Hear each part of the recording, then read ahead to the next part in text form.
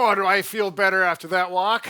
Now, universally, doctors consider walking as one of the best exercises, particularly if you're 55 and older. But joint pain and feeling unsteady can limit the amount of walking you do as a good exercise option. And the common problem that most people have is improper footwear. So, when you're looking at getting shoes, you want to have something that has a wide toe box first off to prevent your toes from being scrunched, cause bunions, hammer toes, a whole array of issues. As you can see, this one has a small toe box, very pointy shoe. This one is nice and wide, allowing your foot to be relaxed, stretched out like it is supposed to be. Where do you buy the shoes with the holes in them? I don't know, the holy store, I guess.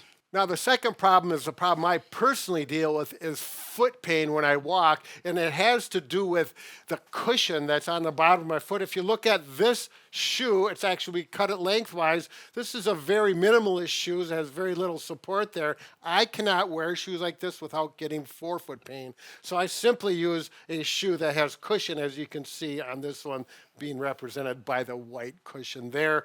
Sometimes you can remedy it by just getting a pair of over-the-counter arch supports or cushions that come from anywhere and simply put it inside your shoe. Take the old one out, put the new one in, and remedy it that way. I've done it that way myself many times. All right, so this next group of people are people who quit walking because they just don't feel quite as steady anymore, maybe lose their balance a little bit, or particularly if you get on an uneven surface walking in the grass or a trail.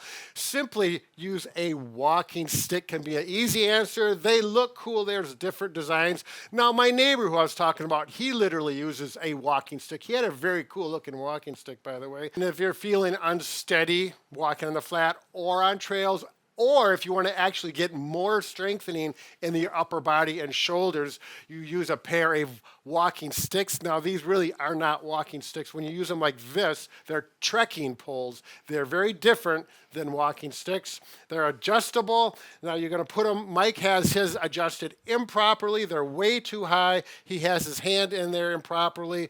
Now, we have a video that goes through this in detail for beginners, which we'll link at the end of the video.